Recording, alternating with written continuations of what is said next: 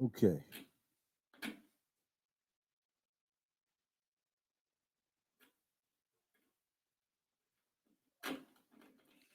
right.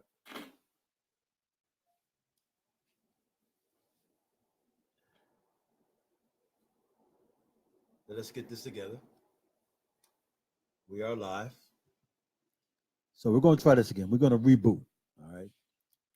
We've had a horrendous time so far. We had it set up so we could do this on three platforms and do a call in. And our Wi-Fi, our mobile Wi-Fi was not enough to support that. So we're going to try this again. All right. What we're doing is the TCRC Healing Center Family and Relationship Show. All right. So since we've been struggling for this last half an hour,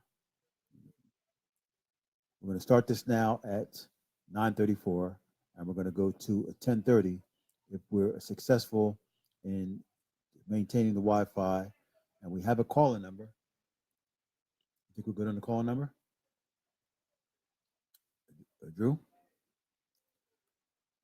we have a call-in number, and it's on your screen, and we're going to try to accept phone calls, and we're going to talk about relationships. Now, most folks are aware of the fact that we are the TCRC Healing Center, and much of what we discuss, much of what we deal with in the community is about reentry. It's about mass incarceration. It's about folks coming home from prison and being able to reenter. And a lot of the successful transition that you will see is where folks are able to have a strong support system. And this strong support system really is built upon relationships. Relationships is the heart of that. Okay, in terms of sound, for those who are listening, how is our sound? And Drew, remember when I told you before that the sounds in headphones really good? Not now. Before it was like super strong. I'm not sure what happened there. So we'll see how that works. So I'd like to ask those who are in the audience if they would like to definitely type a comment, or if you dial 267-314-7358, we're going to see if our calling connection works. This is actually the first night that we've tried to do this, and we're hopeful that it will work. It hasn't worked so far. We had a couple calls that we tried. All right. Kimberly says that my sound is good. Thank you so much. I do appreciate that. So what we were discussing first is the relationships that people build when they come home, and the value that they put on that relationship, and just how important it is to have truth and honesty and respect in those relationships, especially when sisters have supported brothers for quite some time when they have been incarcerated, and gone to see them and put their money in their books and really held down the family relationships, how important it is when they come home to honor the work and the trust that has been done, and to move that forward in a serious fashion, to really be cognizant of the fact that when a person loves you and they invest their time and energy in you, that you have an obligation to be the best possible partner, be the best lover, be the best husband, be the best wife, so that so that your commitment to their happiness is reflected in the manner in which you are living. That's so important. And in our work, we see examples of that. But in our work, we also see examples of the disrespect and the dishonesty and the misuse of people and the misuse of their lives by those who are incarcerated and who are actually either running game or scheming or not being honest about what they really want and what they really expect and what they are going to do.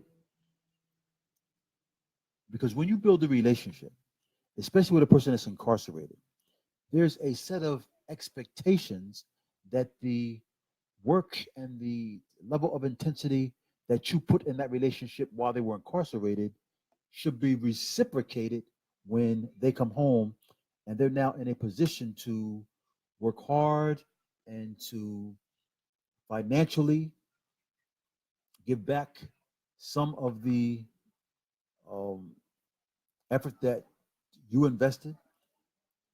Now we're not trying to put a monetary value and say that every every dollar that you put on somebody's books in the commissary, you know, needs to come back a tenfold.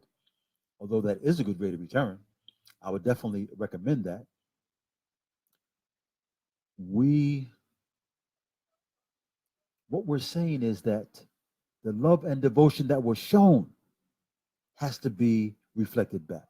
And some of that can be monetary, some of it can be spiritual, some of it can be physical because we all have needs, and much of it needs to be emotional because everybody wants to be loved. Everybody wants to be appreciated. Everybody wants to have someone, well, most everyone that I know wants to have someone to come home to. So when they open that door, they have love and devotion and just a feeling of this is my oasis. This is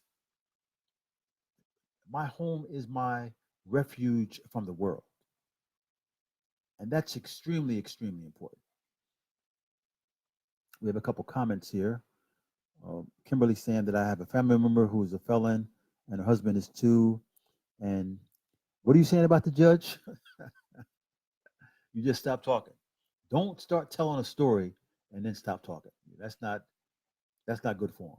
You have to definitely, when you start talking, you have to say more. And I see we have my sister Movita Johnson Harrell, who gave us a thumbs up, and also my brother Iros Levi. And Iros has been in my life for many, many years. He was a strong system of support while we were incarcerated in USP Atlanta, and he did some incredible things. And his devotion to the Rastafarian community and to us as individuals and as a part of his family, that's an example of a serious relationship. This brother will always be my brother because for many years he showed love and faithfulness and a steadfastness. And every Friday night, he came inside USP Atlanta, rain, snow, sleet, hail, it didn't matter.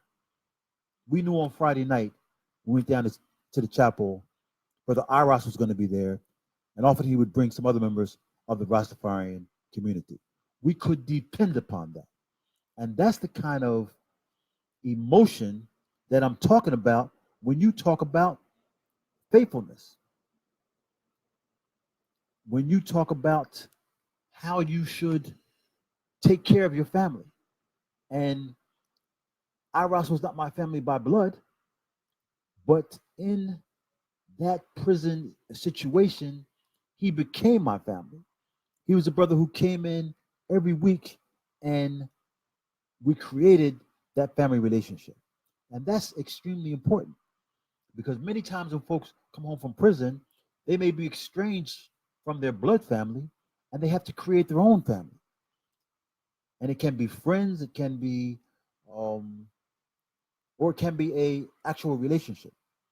You can create family out of whole cloth from your heart, from your emotions, from the work that you put in.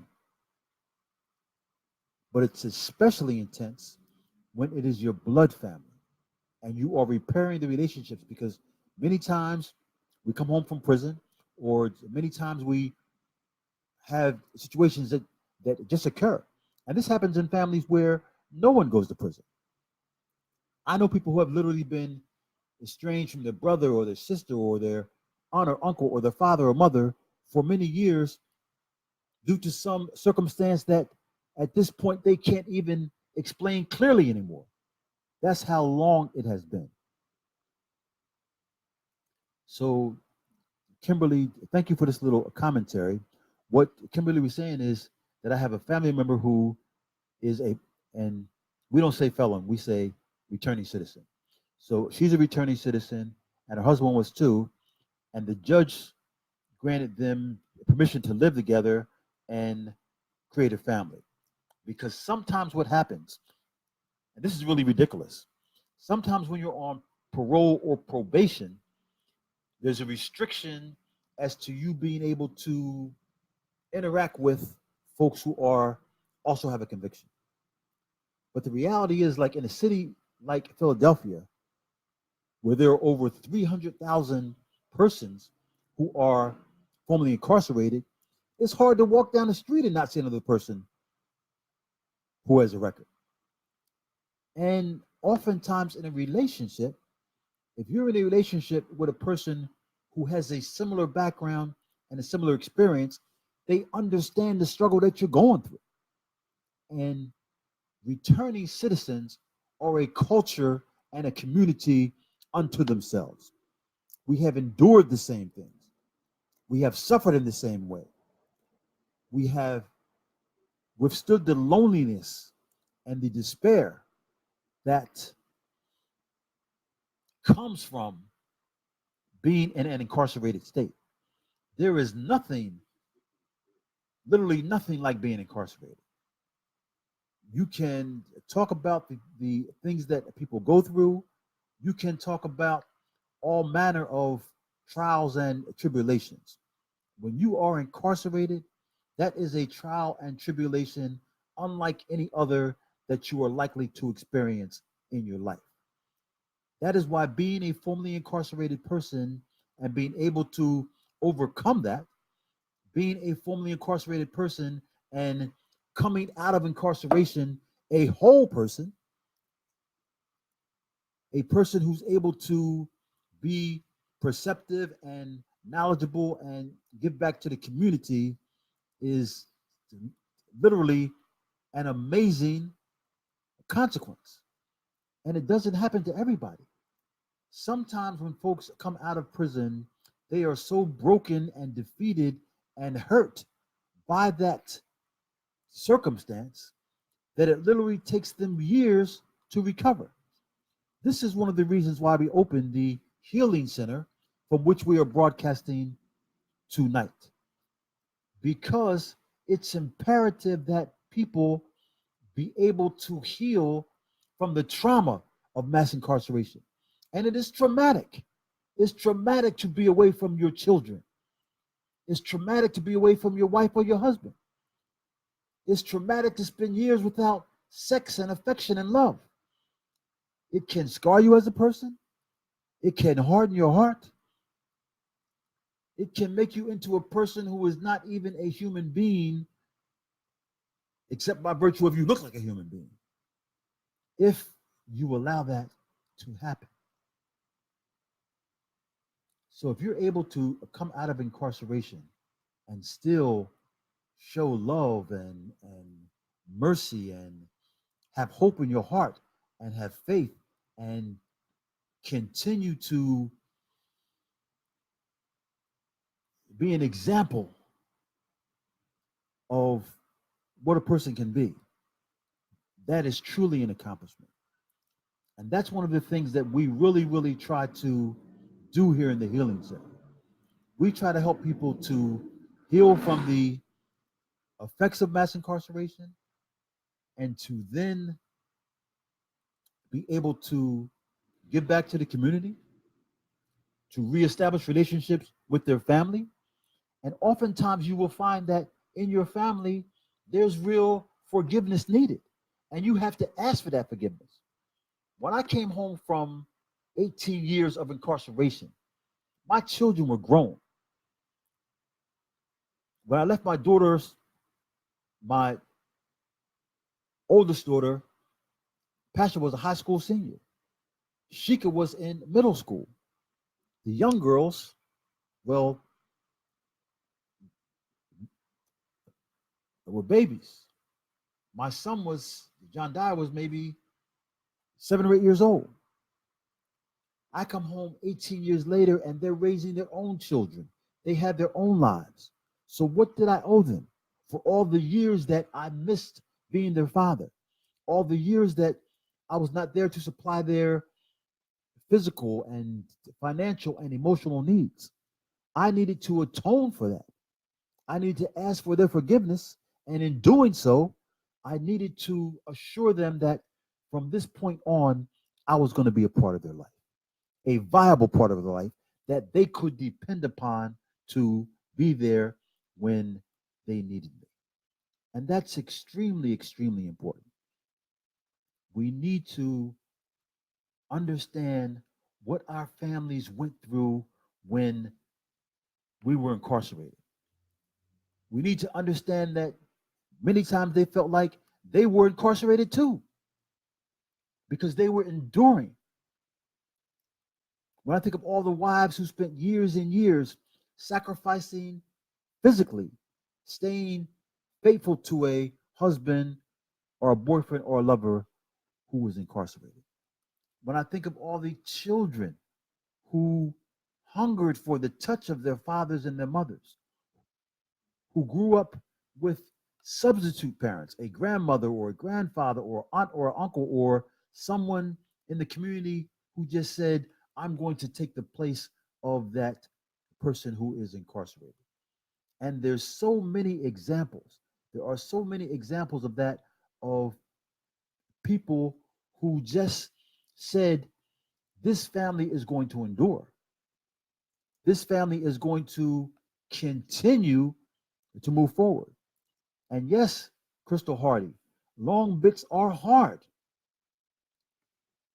We used to say that if a woman gave you a good 3 years, I mean, that was an accomplishment.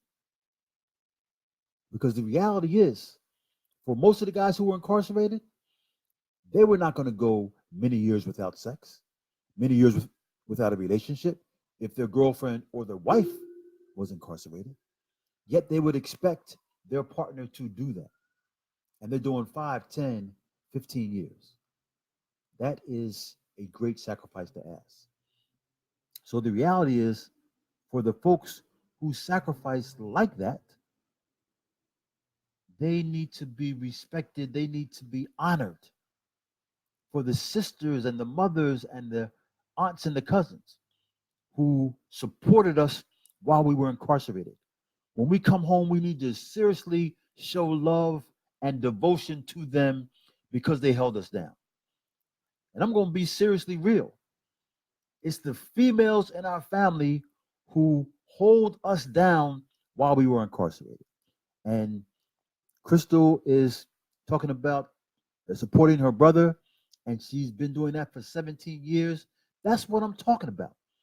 I'm talking about a love that sustains families for decades. I'm talking about families. Deal with them, Drew. Families who families who are seriously holding down people who are incarcerated for life sentences. I'm talking about life sentences where your loved one may not never come home. And the mothers and the fathers and the sisters and the aunts and the cousins and the uncles are faithfully going there year after year after year, saying you are not alone. No matter what you've done, we are here to support you as you change and as you become a better person. And we're advocating. We are going to Harrisburg and fight with the lawmakers and make sure that we're going to talk about parole for lifers, just as there were parole for juvenile lifers. This is what families do. This is what families in Cadby do. Families in TCRC do. Families in the community do. Families who are saying, I'm never going to abandon my loved one. And that's the reality. That's what family is about. That's what we encourage. So if you have incarcerated loved ones, write them a letters. You don't know what it means to get mail at mail call. You have no idea what it means to be able to walk to that phone and call someone you love because they have put some money on your books and you're able to do that. You have no idea what it means to be able to go to the commissary and, buy something special to make your life a little brighter. Or if you're in a state joint, to be able to buy a tablet or a television so that you have a window to the world, so that you can communicate with the outside world. It's important. And it's a small sacrifice for those who are outside, who are working, who are moving forward. And I know you have your own life. I know you have your own bills, but you got to think about those who are incarcerated. And there's so many prison wives. And I give mad respect to prison wives who are saying, this is my husband and I love him and I'm doing this bit with him. And my advice and my admonition and my charge to them brothers who had that is when you come home, you're supposed to shower that sister with so much love that she feels like the original African queen. That's what you're supposed to do.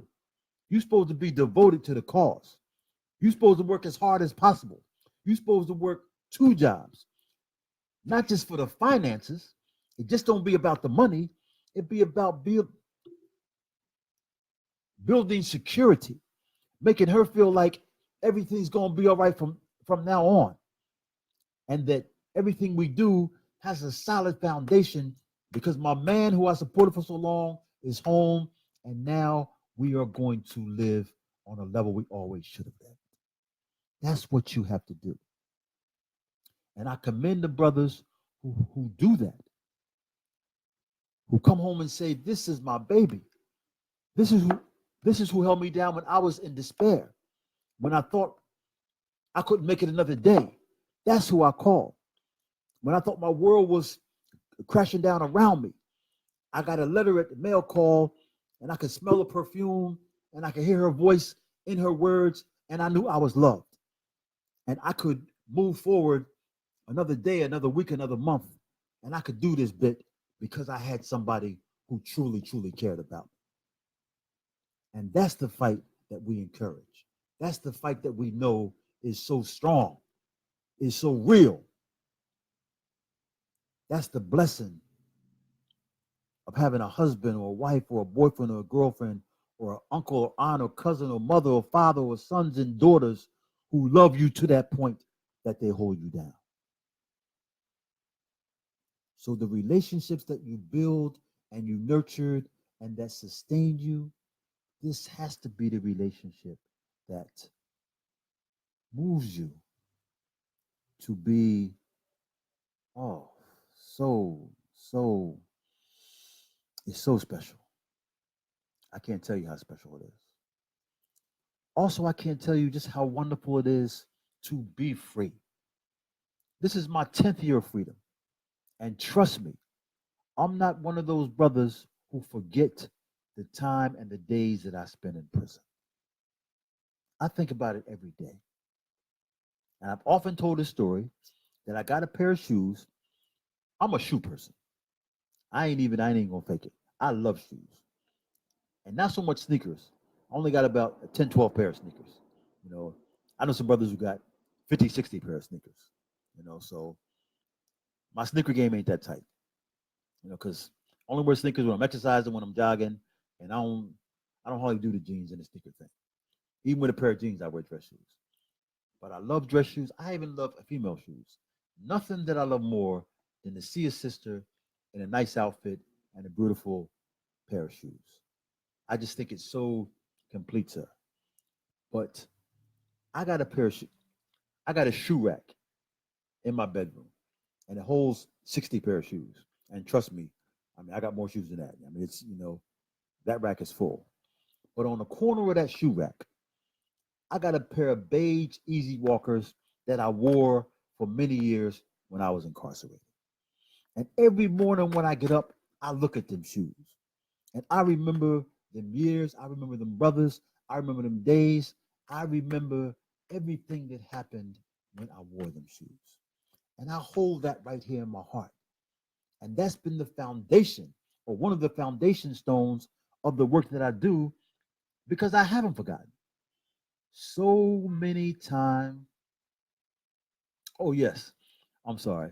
Sister Hardy says, I still remember your Facebook Live on shoveling snow, and I was so grateful to shovel in my freedom. One, I love stumble and shovel. Even when I was young, I always liked to shovel snow. I mean, it's just one, it's good exercise, and I love snow. I'm a snow person. And many years, especially when I was in Rayburg, New York, one of my jobs was the shoveling snow because they had so much. I was in the Adirondacks Mountains. But to shovel your own walkway, to shovel the walk in front of your house, that's a whole different vibration than shoveling snow from in front of a unit. So when you saw me, Sister Crystal Hardy, on Facebook Live shoveling snow, and I was so happy, I was happy to be free. And I'm happy to be free every day. Trust me, I've been through a lot of struggles since I've been home. And we still struggling. Even though we sitting here in this wonderful community healing center, we still be trying to, pay the rent and pay our staff and buy food and do everything. And some months, like this month, our contributions have been extremely low, and we struggle.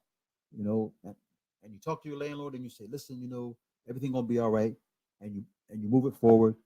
But no matter what happens, no matter how we struggle, no matter what happens in terms of when we go to court for our clients or when we're trying to help people and folks are struggling through their problems and we're right in the middle of it.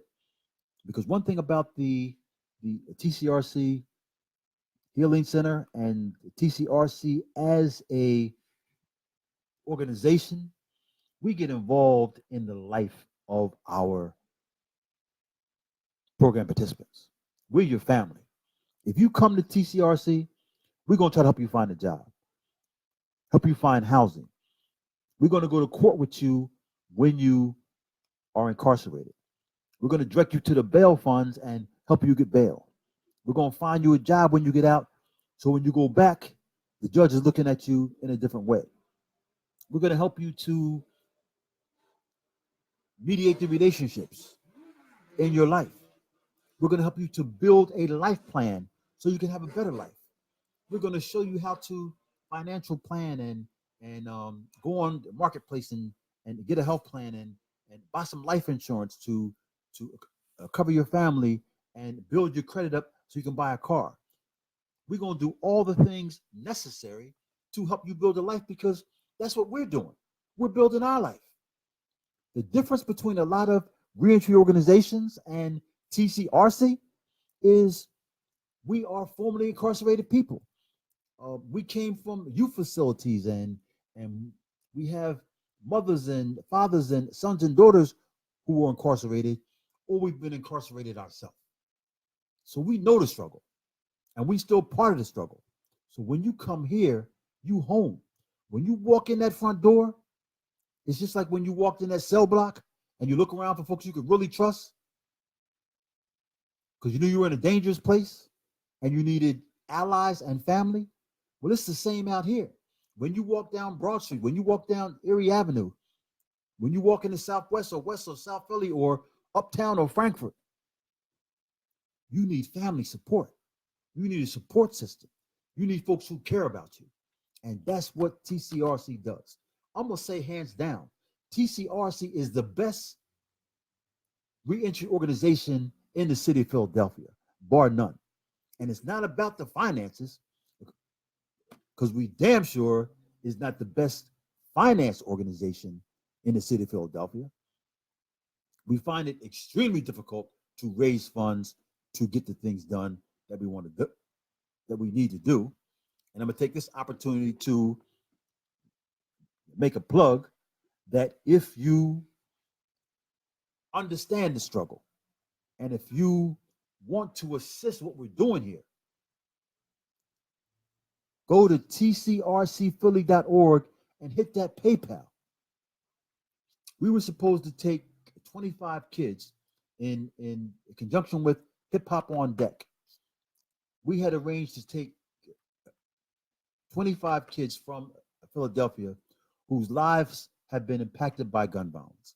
And these are kids who've had brothers shot, friends shot, mothers and fathers murdered. And our plan was to take them to New York to Just Leadership USA, where we were going to have some community activists and brothers from Save Our Streets come in and talk to them. Then we're going to go to the new school with my brother Five,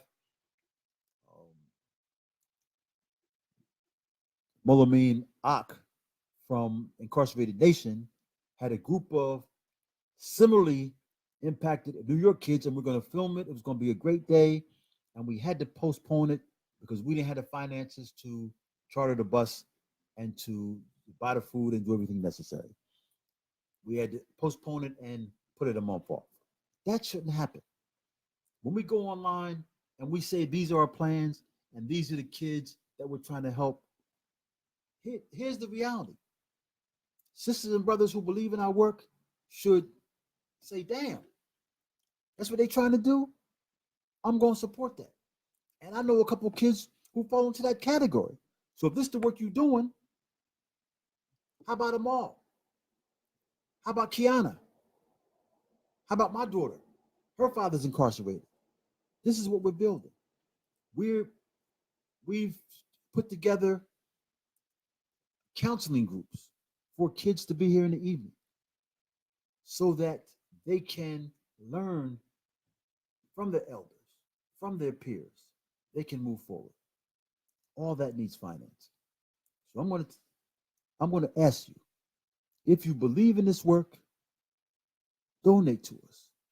Go to tcrcphilly.org, and if you donate $10, $15, it don't matter what you donate. The point is, you're saying, I'm invested in the work that these brothers are doing.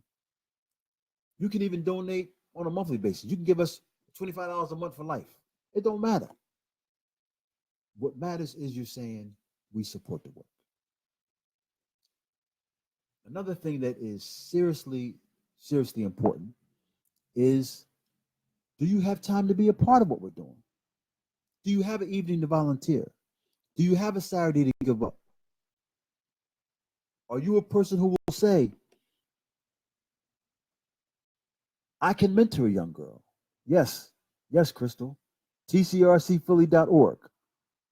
You hit that, you go right to our website, and there's a donate button. It goes right to our PayPal, and we're able to move forward. Kimberly, you said we have the best support system. It makes me want to move. So you live in another city? Let me know where you live at and tell me what the atmosphere there is in terms of reentry organizations and folks who are doing the work on the ground. Don't worry about it. Listen, I'm not asking folks who are just surviving for donations. Folks who can't afford to donate will donate. Folks who can't afford to donate but support, you can support us by sharing this video. You can support us by, as Drew says every day, subscribing to our YouTube live channel, watching our videos, because the more hours that we get, the easier it is to monetize what we're doing.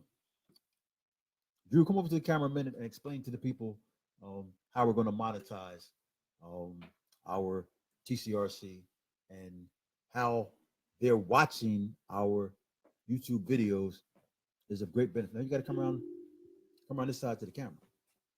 You got to come around this side. That's where the space is. Just come right here. So Drew is our tech, and he does a great job in terms of helping us to set up this. So just say a few words about how important it is to go to the YouTube channel because I'm a Facebook person and an Instagram person, and Drew has really done a lot of work on the YouTube, and he has definite ideas about how we can elevate ourselves on that. So, The importance of subscribing to a YouTube channel is, I would say, essential to the progression of TCRC in media. The things that we do damn, are not me. the things that we do are for the community, and making sure that the community knows that we're here for them is almost as important as what we're doing. Because if people don't know that you're here to help, it's hard for you to be able to help them.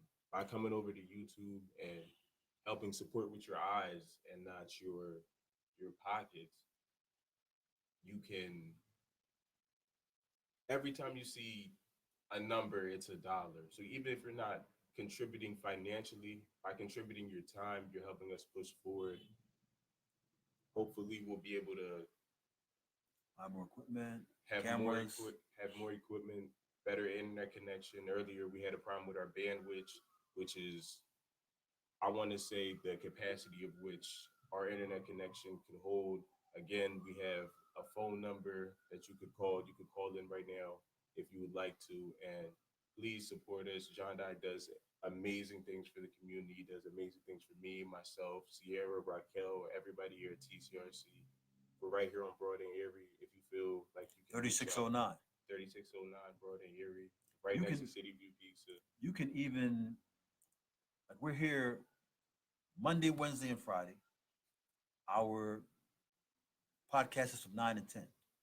You can DM us, give us a message and say, listen, I'd like to be a part of Monday's broadcast. We like to bring more people in, bring them in studio. We have a wonderful space here. And if you have a group or if you have um, say you may have some sisters whose husbands are incarcerated and you want to start a support group for yourselves and those in your circle who need that. We will give you space here to do that. Say you are a sister in her late 20s or 30s or 40s, and you would like to mentor young sisters in their teens. And trust me, they need mentoring. If you've ever been on a subway or on a trolley on a bus between 3 and 5, when the school kids let out, you know damn well that seriously, a whole lot of young sisters in Philly need mentoring. They need to learn manners. They need to learn how to talk better. They need to learn how to present themselves as young black women of substance in public. And that's something we truly need in our community. I mean, truly. So if you're a sister who dresses well, who speaks well, who thinks highly of herself, who represents herself as an African queen, then we need you to mentor our young princesses. Trust me, they need mentors. By the same token, if you're a brother who's a strong brother, who loves his wife or his girlfriend or his partner, who honors and respects his children and works hard to provide for his family, we need you to be here mentoring young black men who have no idea what it means to be a young black man in America. And that's real. I pass so many young boys in the street and I stop and talk to them because I don't have no fear. I don't have no hangups. I'll talk to any young person anywhere in the city. I talk to them on the train, on the bus, on the street. And invariably they'll say, "What's up, OG?" Or old head, and they'll talk.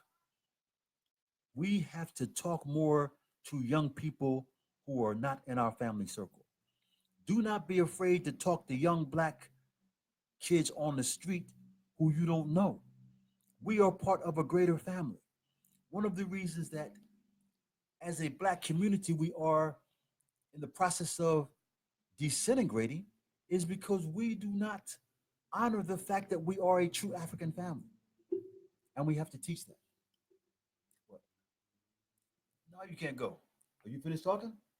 Are you finished saying what you had to say? Stop being shy, being off camera. And I'm gonna bring Drew on camera more for specific things because not only is he a wonderful tech and a great organizer and a research, the boy raps and does beats. And right now he's working on a theme song for our program. So probably sometime next week, and no longer than the week after, we're gonna have a serious theme song, and we're gonna come on, and we're gonna be real jazzy when we come on to our program. Everybody needs some theme music to live by, and we need some theme music to um, move our life forward. So if you thought about mentoring, if you are thought about being a part of a community, I mean, a real part of the community, you're a part of a community by virtue of the fact that you live in a neighborhood. But you're not a part of a community if you don't contribute, if you don't show that you care, if you don't do the things necessary to say, yo, there's a young brother over there, and I mean, I see him struggling, you know, I see the pain he's going through. What can I do to help?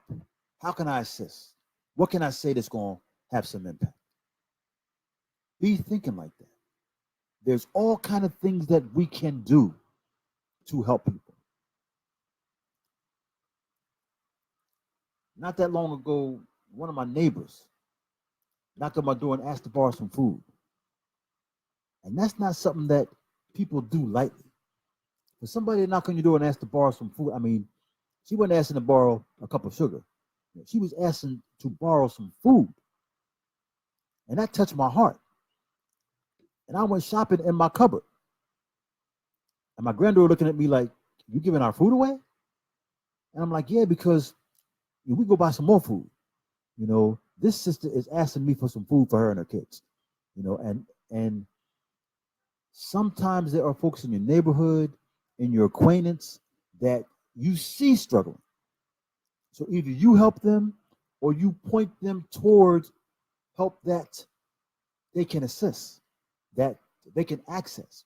And there's food banks and there's programs. I mean, sometimes in our community, we got to be our own social workers, especially when we've gone through similar situations. I can relate to that sister because I've had times since I've been home when my refrigerator was straight echoing. And you open the door, you want some milk and cereal, and there's this much milk in the carton, and the cereal, you can shake that joint, and it's like, damn, this ain't even a good bowl. There's some times you be struggling to move things forward, and you've gotten help. There's times when my father's called me and said, "What you eating today, man?" I'm like, "Yo, it's light, and don't worry about it. I'll drop some money in your account." And everybody has stories like that. Friends and family who have just looked out because they love you, because they care about you. So when you get in that situation when you can look out, you need to look out.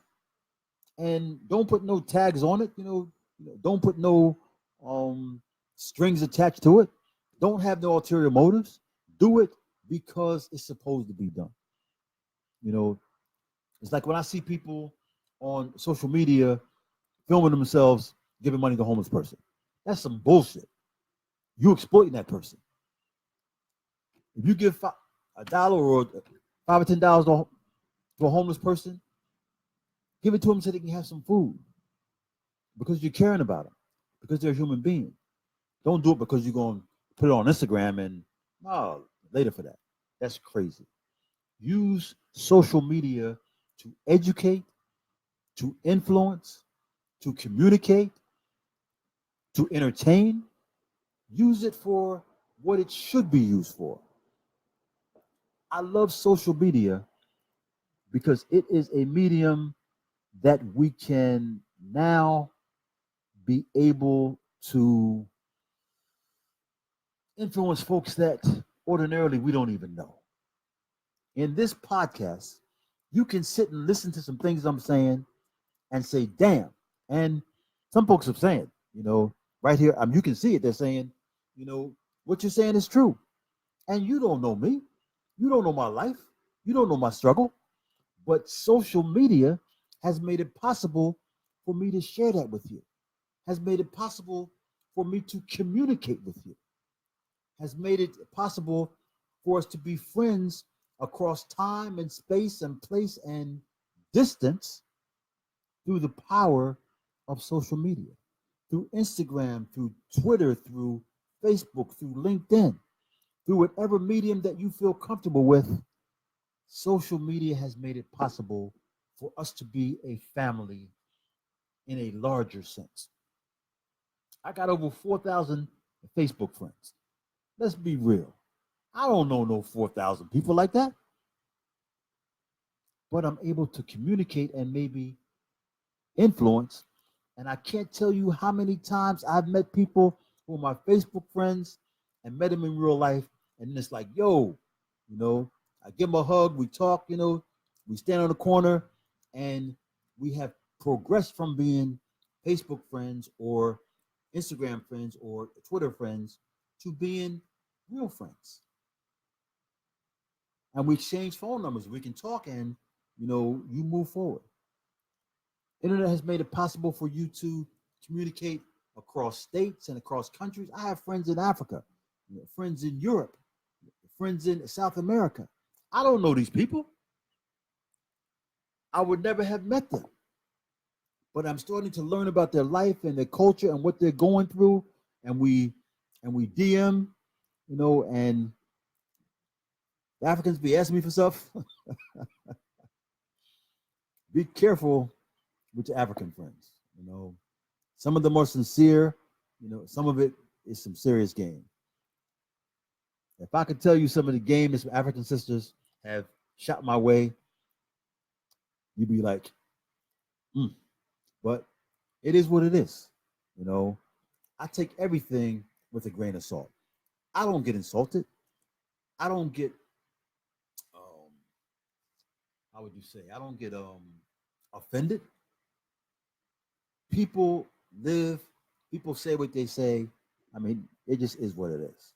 You know, I am so happy to just be home, be working, be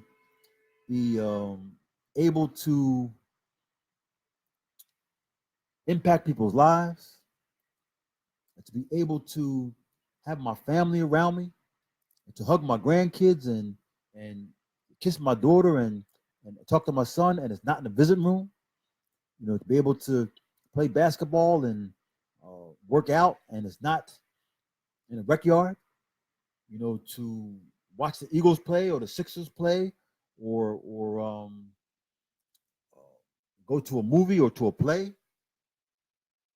So many things you can do now that you are a part of freedom. Hey, Carolee Nelson, good to see you join our podcast. There are so many things that we can do. There are so many things that we maybe take for granted. And we should be saying, this is so awesome. Life is just so real and awesome every day. Even when you struggle. When you struggle and you go through hardship and you hurting and you in pain, it's for a reason. And it's not always going to be like that. There's going to be a season when that changes. And when that does change, you will appreciate the triumphs and the now more solid times because you endured that time when you were really struggling. Because you endured that time when you didn't have nothing and couldn't get nothing and just, were thinking nothing was ever going to be right. But you soldiered through that time and you made it and you said, I'm not letting nothing stand in my way. I'm not I'm not going to let anything break my stride or lessen my pride. You kept your spirituality up. You believed in a higher being. You had faith that the ancestors were watching over you. You prayed to Allah or Jah or Jehovah or Jesus. You did what was necessary to sustain yourself. And that is the power of human beings. That what is what makes us as a race so strong and so able to endure and to build. We've created an entire civilization and history and culture that's never before been seen in the universe. I don't think there's anywhere in the universe like Earth. I ain't been nowhere else, but I would imagine that this is someplace special. What I see around me, and yes, there's wars, there's hurricanes, there's destruction, there's death, but there's also life and there's beauty and there's triumph and there's achievement because this is what we do. This is who we are. This is how we build. And in all the accomplishments, in all the cultures, in all the things that have been done, there has never been anything in the history of Earth like the black man and the black woman and the black culture. Understand that. So when you look in the mirror, be proud of your history. Be proud of your ancestors. Be proud of who you are and what you've been and what you see and what you build and what you are going to become. Because we should always be in the process of becoming, of evolving, of moving forward, and just be. Understand what we are. We are human beings. And the humanness, that part of us should always be apparent. That's the part of us that has love, joy, peace, long suffering, kindness, goodness, faith, discipline, self control. And that being is that state of as is, that state of evolving, that state of growing and learning and becoming. That's our being. It's extremely special to be a human being. And we should honor that. And we should teach that. We should teach our children the importance of who they are and who their family is and where their family comes from. Don't waste your time. Every day, teach your children something of value. Don't let them spend all their time in front of their phones and their tablets and their TVs. I go to visit my children, and I tend to visit Lashika and Matt a little more because they live in the neighborhood with my father, and my father's 93, and I'm always trying to go see him. So, you know, I go to see them.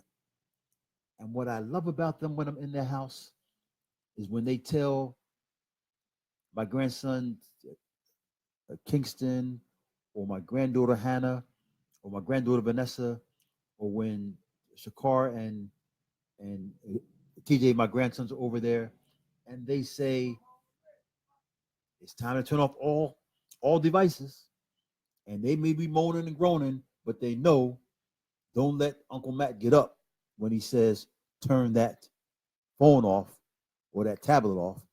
Don't let Aunt Shiki say twice you turn that off. Now go get a book, start reading something, go outside and play, do something physical, get that skateboard or that football or that basketball, and go outside and exercise your body. And, and I'll take them around the corner to the little playground, and I will play with them till I get tired, and then I'll monitor them while they play some more. You have to get your kids away from the electronics and reinforce the humanness of who they are and what they do. And that's something that you teach. We need to be listening to our children, and we need to be teaching our children on real terms, saying real things, not coercing them, not making them feel bad about themselves, always uplifting, always encourage, even when they go off track. You know, I had some very serious conversations with one of my granddaughter's principals recently, and I'm encouraging the principal to look past her poor behavior because she did some bullshit, even though she felt justified. It was some bullshit. I'm telling the principal look past that and treat her as a human. You know, help her to see what she needs to do to fit into a new school and into a new environment. And I think I did a pretty good job of communicating. I think the principal did a pretty good job listening, and she's a good educator anyway. But she heard in my voice that she was appreciated. And that's something else we got to do. We have to appreciate our principals and our counselors and our school teachers who are devoting a large portion of their life to working with our children. That is incredibly important that you work with those who are educating your children. I cannot tell you how important that is. I cannot tell you how much it helps to build our community. We have to build our community. It's our obligation. It's a sacred obligation. It's a sacred oath. It's something spiritual. It transcends anything else that we could be doing. Building our community means nurturing our family because our family is the foundation of our community. And I want to have you understand that, have you think about that, have you acknowledge that in your daily life. So tomorrow and the next day and the next day, when you're out in the community and you're seeing children, you know, say hello. Just start with a hello. What's up, young blood? How you doing, young sister? I do that all the time. And overwhelmingly, I get a good response. And you will too. Honor and respect the fact that we are an African family here in the city of Philadelphia and here in cities all over the country. It don't matter where you live. It don't matter what neighborhood you represent. It don't matter where you grow up. What matters is what you do, how you live, how you move. That is what's important. What kind of effect that you have on the world around you. That is so, so important. Keep that in your heart. Keep that in your mind. And you will be surprised at the blessings that you will receive when you live in a way that the ancestors and the gods and the spirits look down upon you with approval, with respect. You know how wonderful it is for God to respect you, to earn his respect, to have you him look down and say, "That's my servant. I approve of what they're doing." That's a wonderful, wonderful thing. And no matter what religion you profess, no matter what you call the creator, understand that he's looking down upon you and he's judging how you move in the world that he fashioned. As always, I want to thank you for bearing with us. Usually, this video stream is from 9 o'clock to 10 o'clock. In the first half hour, we had serious problems. Our internet was failing. We had too many laptops on our mobile hotspot. We had a call-in number and it wasn't functioning well. But we're gonna get all that straightened out because we have some more grants coming. We have some more fee-for-service contracts in the works, and we're going to be buying some more equipment. And we're going to make this one of the best podcasts that you ever want to join into. And we're going to invite folks to come down to the studio and be a part of this. So we're having a family conversation. And that's because that's who we are. That's who the TCRC Healing Center is. We are family.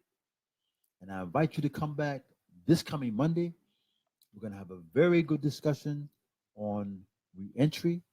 I'm going to introduce you to some things that we're doing in New Jersey that are very powerful, that are very dynamic, and I want you to be a part of that conversation. Peace, power, and respect every day in every way. Love those who are around you and respect those who are in your world. Make the world a better place. You can do that. It's within your power to impact the world every day in your own individual way. And that's how change occurs in increments by individuals as they seek to fashion new realities. You can create new realities if you believe in yourself. Peace, power, and respect. I want to thank those who truly enjoyed this podcast. I'd like to invite you back. We're here on Mondays, Wednesdays, and Fridays from 9 o'clock to 10 o'clock. Be a part of the TCRC Healing Center. You don't have to live in Philly to be a part of the TCRC Healing Center and to be a part of this podcast. What you do have to do is take to heart what we talk about and truly invest and make it a part of your own life, make it a part of your own reality. Pay it forward, make someone else's world a better place to live in. Peace.